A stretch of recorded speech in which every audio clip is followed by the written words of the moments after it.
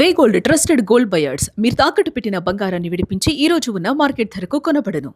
India కూటమిలో కేరళ తమిళనాడు ఫలితాల జోసు స్పష్టంగా కనిపిస్తోంది. మోదీని దెబ్బ కొట్టేందుకు ఇండియా కూటమి సిద్ధమైంది. ఉత్తరప్రదేశ్లో పాగా వేసేందుకు రాహుల్, అఖిలేష్ స్కెచ్ వేశారు. ఎన్నికలకు ఏడాది ముందు నుంచే పక్కా ప్లానింగ్తో ముందుకు వెళ్తున్నారు. కాంగ్రెస్తో పొత్తుకు సిద్ధమైంది సమాజ్వాదీ పార్టీ. ఈ నేపథ్యంలో పొత్తును ప్రకటించారు పార్టీ చీఫ్ అఖిలేష్ యాదవ్. కలిసి కట్టుగా యోగి ప్రభుత్వాన్ని దింపేందుకు కీలకంగా అడుగులు వేయబోతున్నట్టు తెలుస్తోంది. 2024 లోక్సభ ఎన్నికల్లో కలిసి పోటీ చేశారు కాంగ్రెస్, సమాజ్వాదీ. 80 సీట్లలో 43 మంది ఇండియా కూటమి ఎంపీల గెలుపు కూడా జరిగింది. ఇక 36కు పరిమితమైంది ఎన్డీఏ సభ్యులు. అసెంబ్లీ ఎన్నికల్లోనూ కలిసి దెబ్బ కొట్టేందుకు మాస్టర్ ప్లాన్ వేస్తున్నట్లుగా కూడా తెలుస్తోంది. ఉత్తరప్రదేశ్ రాజకీయాలు హీటెక్కాయనే చెప్పాలి. అఖిలేష్, రాహుల్ మరోసారి కలిసి ముందుకు వెళ్లేందుకు సిద్ధమయ్యారు. ఈ నేపథ్యంలో యోగి ప్రభుత్వాన్ని దింపాలన్నదే ఇరువురి ప్లాన్గా కూడా కనిపిస్తోంది. దీనికి సంబంధించి మరిన్ని అప్డేట్స్ మా కరెస్పాండెంట్ మల్లికార్జున్ అందిస్తారు. ఎస్ మల్లికార్జున్, ఏంటి ఉత్తరప్రదేశ్ రాజకీయాలు ఉన్నట్టుండి హీటెక్కిన పరిస్థితి? సంవత్సరం ముందుగానే మాస్టర్ ప్లాన్తో ముందుకు వెళ్తున్నటువంటి పరిస్థితి ఇండియా కూటమి, ఇటు అఖిలేష్ అటు రాహుల్, ఏంటి ఏ విధంగా ఉండబోతుందంటారు? కేరళ, తమిళనాడు రాష్ట్రాల్లో కూడా విజయం సాధించేటువంటి ఏదైతే ఇండియా కూటమి ఉందో పూర్తిగా జోష్ లో ఉందని చెప్పవచ్చు. ఎందుకంటే మిగతా రాష్ట్రాలపైన కూడా ఆ ఫోకస్ పెట్టేందుకు రాహుల్ గాంధీ సిద్ధమైనట్టుగా తెలుస్తోంది. ఈ నేపథ్యంలో కూడా ఉత్తరప్రదేశ్, అతిపెద్ద రాష్ట్రంగా ఉన్నటువంటి ఉత్తరప్రదేశ్ లో కూడా పాగులు వేయాలని చెప్పేసి కూడా ఇప్పటికే అక్కడ అడుగులు వేస్తున్నటువంటి సందర్భాన్ని మనం చూస్తున్నాం. ఎందుకంటే ఉత్తరప్రదేశ్ లో గతంలో మనం చూసుకుంటే 2024 ఎన్నికల్లో, లోక్సభ ఎన్నికల్లో కూడా పోటీ చేసినటువంటి సీట్లలో కూడా దాదాపుగా 80 సీట్లు ఉంటే అక్కడ 43 మంది కూడా ఇండియా కూటమికి సంబంధించిన వారి గెలుపొందారని చెప్పుకోవచ్చు. అందులో కేవలం 36కు సీట్లకి ఎన్డీఏ కూటమి అక్కడ పరిమితమైనటువంటి పరిస్థితి మనం చూసాం. ఈ నేపథ్యంలో కూడా ఈ 2027లో వస్తున్నటువంటి ఉత్తరప్రదేశ్ లో వస్తున్నటువంటి ఎన్నికల్లో, అసెంబ్లీ ఎన్నికల్లో కూడా ఇదే తరహాలో ముందుకెళ్లి అక్కడ ఆ రాష్ట్రాన్ని కూడా పూర్తి స్థాయిలో చేజిక్కించుకోవాలన్న లక్ష్యంతో కూడా రాహుల్ గాంధీ ఇప్పటికే వాళ్ళ సందర్భాల్లో మీటింగ్ కూడా చేస్తున్నటువంటి పరిస్థితి మనం చూస్తాం. ముఖ్యంగా మనం చూసుకుంటే అయోధ్య, ఫైజాబాద్ వంటి ప్రతిష్టాత్మకమైన నియోజకవర్గాల్లో కూడా బీజేపీ అక్కడ ఓటమి చెందిందని చెప్పవచ్చు. ఈ క్రమంలో కూడా పూర్తి స్థాయిలో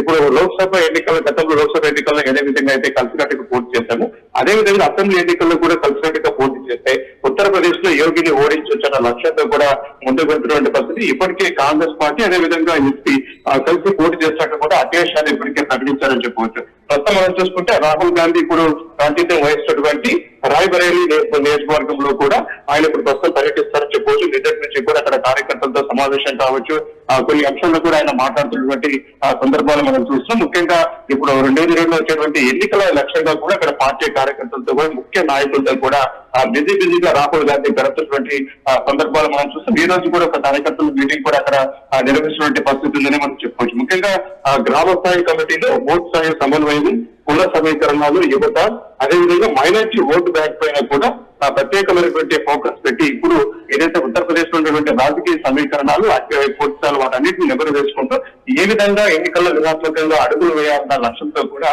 రాహుల్ గాంధీ ఇప్పటికే వాళ్ళు సీనియర్ నేతలతో కూడా ఆయన చర్చలు చేస్తున్నారు. అదేవిధంగా ఈ రోజు ఉత్తరప్రదేశ్ లో ఉన్నటువంటి తన సొంత నియోజకవర్గం ఏదైతే ఉందో ఆ ప్రాంతానికి వెళ్ళి బలమైన పోటీ ఉంది కదా మల్లికార్జున్. ఉత్తరప్రదేశ్ విషయానికి వచ్చేటప్పటికి అక్కడ రాజకీయ సమీకరణాలు ఇతర రాష్ట్రాలతో పోలిస్తే మరో విధంగా ఉండేటువంటి ఛాన్సెస్ ఉన్నాయి. అలాగే ఉత్తరప్రదేశ్లో గెలిస్తే రాబోయే పార్లమెంట్ ఎన్నికల్లో ఆ స్టేట్లో ఏ గవర్నమెంట్ వస్తే రాబోయే పార్లమెంట్ ఎన్నికల్లో కేంద్రంలో ఆ పార్టీ అధికారంలోకి వస్తుందనేటువంటి ఒక సెంటిమెంట్ కూడా గత 2 పర్యాయాల నుంచి ఉన్నటువంటి సిచ్యువేషన్ ఉంది కదా. భారతీయ జనతా పార్టీ కూడా చాలా ప్రతిష్టాత్మకంగానే తీసుకున్నటువంటి పరిస్థితి. అక్కడ ఒక పక్కా ప్రణాళికతో ఒక కార్యవర్గం కూడా అక్కడ పనిచేస్తోంది దీనికి సంబంధించి అనేటువంటి మాట.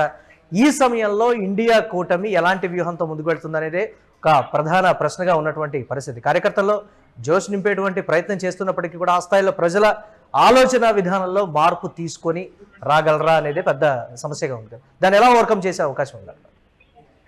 మీరన్నట్టుగా కూడా ఒక సెంటిమెంట్ గా మారిందని బీజేపీకి మనం చెప్పవచ్చు. ఈ ఉత్తరప్రదేశ్ లో కనుక విజయం సాధిస్తే కనుక ఖచ్చితంగా కూడా ఈ ఎన్నికల ప్రభావం రాబోతున్నటువంటి లోక్సభ ఎన్నికలపైన ఉన్నటువంటి అవకాశం ఉంటుంది. కాబట్టి అక్కడ విజయం సాధిస్తే ఖచ్చితంగా కూడా దేశవ్యాప్తంగా మనము పూర్తి స్థాయి అధికారంలోకి రావచ్చు అన్న ఆలోచన కూడా కనపడుతుంది. కాబట్టి ఇప్పటికే ఉత్తరప్రదేశ్ లో కూడా ఎవరైతే యోగి ఉన్నారో, ఎవరైతే ఇప్పుడు సామాజిక వర్గాల వారికి కూడా మంత్రి పదవులు, కొంతమందికి మంత్రి పదవులు దక్క కూడా చాలా మంది ఇబ్బంది పడుతున్నారు ఆ ప్రాంతంలో. ఈ నేపథ్యంలో కూడా కుల సమీకరణల ఆధారంగా కూడా ఆ నియోజకవర్గాలు ఎవరైతే అసంతృప్తిలో ఉన్నారో వారందరికీ కూడా ఇటీవలే మనం చూసుకుంటే వాళ్ళకి మంత్రి పదవిని కూడా ఆ మంత్రివర్గ విస్తరణలో భాగంగా మంత్రి పదవిని కూడా కేటాయించారని చెప్పుకోవచ్చు. అంటే ఎక్కడైతే అనుకూలమైనటువంటి వాతావరణం వచ్చినటువంటి సభ్య శక్తులు పూర్తిగా సమన్వయం చేసుకుంటూ ప్రతికూలమైనటువంటి నియోజకవర్గాలు ఏవైతే ఉంటాయో ఆ నియోజకవర్గాల్లో కూడా బలంగా ఇప్పుడు దగ్గరటువంటి సీట్లను పోగొట్టుకోకుండా బీజేపీ యొక్క ఇదిని తగ్గించకుండా ఖచ్చితంగా అక్కడ పాగా వేసేందుకు కూడా మోడీ ఆధ్వర్యంలో కూడా అయితే కొన్ని స్కీమ్స్ తీసుకొచ్చి పూర్తి స్థాయిలో వచ్చే ఎన్నికల్లో ఖచ్చితంగా విజయం సాధించాలని చెప్పేసి కూడా పూర్తి స్థాయిలో యోగి కూడా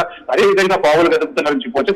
గత ఎన్నికల్లో మనం చూసుకుంటే చాలా లోక్సభ స్థానాలు చాలా తక్కువగా వచ్చాయి కాబట్టి ఎన్నికలు లోక్సభ స్థానాలని ఎక్కువ సంపాదించుకోవాలని చెప్పేసి కూడా యోగి కృషి చేస్తుంది. ఇక్కడ అద్భుత రాష్ట్రంగా యూపీ ఉంటుంది కాబట్టి ఈ ప్రాంతంలో విజయం సాధిస్తే ఖచ్చితంగా కూడా దేశవ్యాప్తంగా మనము మరొకసారి బీజేపీ ప్రభుత్వాన్ని ఇక్కడ స్థాపించే ఒక సెంటిమెంట్ కూడా ఇక్కడ ఉంది కాబట్టి ఇటు బీజేపీ కూడా పోటాపోటీగా వస్తుంది. అదేవిధంగా ఇప్పుడు రాహుల్ గాంధీ పూర్తి స్థాయిలో ఇప్పుడు 2 రాష్ట్రాల్లో జరిగినటువంటి ఇప్పుడు కేరళ, తమిళనాడులో ఒక పూర్తి స్థాయిలో మనకు ఒక భారీ మెజార్టీ రావడం, ఒక ప్రభుత్వాలు ఏర్పాటు చేయడం, అదేవిధంగా తమిళనాడులో కూడా కూటమిగా ఉన్నటువంటి ఆ టీవీకి కూడా అదే అధికారంలోకి వచ్చిన నేపథ్యంలో కూడా ఇటు ఉత్తరప్రదేశ్ లో కూడా బాగా వేయాలి. ఎప్పుడైతే బీజేపీకి ఇది మెయిన్ స్ట్రీమ్ లైన్ అయిందో, బీజేపీకి ఇది పెద్ద నియోజకవర్గం, పెద్ద రాష్ట్రంగా ఉంటూ బీజేపీ ఎక్కడైతే ఫోకస్ చేస్తుందో అదే ప్రాంతంలో కూడా వచ్చే ఎన్నికల్లో కూడా మేము బాగా వేయాలన్న లక్ష్యంతో కూడా ఇప్పుడు సమాజ్వాదీ పార్టీని కూడా అదేవిధంగా కాంగ్రెస్ ఈ రెండు కలిపి పూర్తి స్థాయి అక్కడ అధికారంలోకి రావాలని చెప్పేసి కూడా కృషి చేస్తున్నారు. ఇప్పటికే ఎవరైతే అఖిలేష్ యాదవ్తో పాటుగా రాహుల్ గాంధీ ఇప్పటికే పలు భేటీలు కూడా నిర్వహించారు. ఆయన పూర్తిస్థాయిలో పొత్తు పెట్టుకుని ముందుకు వెళ్లాలనే లక్ష్యంతో కూడా ఉన్నారు కాబట్టి ఇప్పటికే రాహుల్ గాంధీ ఎన్నికల ఆపరేషన్ ఇప్పటి నుంచే మొదలు పెట్టారు. అక్కడ ఈ నేపథ్యంలో కూడా నాయకులతో కలవటము, ఆ మైనార్టీలను కలుపుకొని పోవడం, ఎవరైతే ఇప్పుడు యోగికి వ్యతిరేకంగా ఉన్నటువంటి ఎవరైతే ఉంటాయో వాటన్నిటిని కూడా ఆయన కలుపుకుంటూ ఆయన ప్రభుత్వ వ్యతిరేక విధానాలను ఎండగడుతూ కూడా ఖచ్చితంగా 2020 అసెంబ్లీ ఎన్నికల్లో కూడా ఉత్తరప్రదేశ్ లో బాగా వేసేందుకు కూడా వారు సిద్ధమైనట్టుగా తెలుస్తుంది. నేపథ్యంలో 2 రోజుల నియోజకవర్గ పర్యటన ఇప్పుడు రాంబరేలీలో కూడా తన సొంత పార్లమెంట్ నియోజకవర్గంలో అక్కడ రాహుల్ గాంధీ దిష్ట వేసి కూర్చున్నారు. కార్యకర్తలతో అలాగే సీనియర్ నాయకులతో పాటుగా కూడా ఆయన అక్కడ బాగా వేసి పూర్తి ఎన్నికల విజయం పైన కూడా వ్యూహాలు కూడా చేసినటువంటి సందర్భం ఉంది. Yes right, thanks for updates Mallikarjun. ఇక ఇండియా కూటమిలో కేరళ, తమిళనాడు ఫలితాల జోష్ స్పష్టంగా కనిపిస్తోంది. ఉత్తరప్రదేశ్లో రాజకీయ ముఖ చిత్రం మారిపోయింది. వేగంగా కూడా రాజకీయ పావులు కలుపుతున్నాయి పార్టీలు. ఇక మోదీని దెబ్బ కొట్టేందుకు ఇండియా కూటమి సిద్ధమైంది. పర్టికులర్గా ఉత్తరప్రదేశ్లో పాగా వేసేందుకు రాహుల్, అఖిలేష్ యాదవ్ స్కెచ్ వేశారు. 1 సంవత్సరం ముందు నుంచే అక్కడ రాజకీయ మార్పులు అనేవి చోటు చేసుకుంటున్నాయి అనేటువంటి మాట.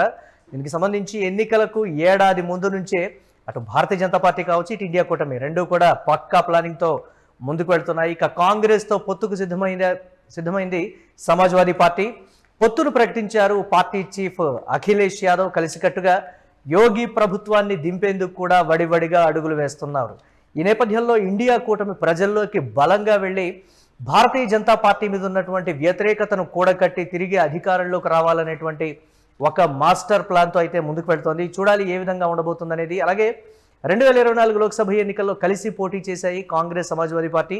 80 సీట్లలో 43 మంది ఇండియా కూటమి ఎంపీల గెలుపు అయితే అక్కడ జరిగింది. 36కు పరిమితమైంది ఎన్డీఏ సభ్యుల సంఖ్య. అసెంబ్లీ ఎన్నికల్లోనూ కలిసి దెబ్బ కొట్టేందుకు ఒక మాస్టర్ ప్లాన్తో ఇటు ఇండియా కూటమిలో అఖిలేష్, రాహుల్ ముందుకు వెళ్తున్నట్లుగా కూడా తెలుస్తోంది.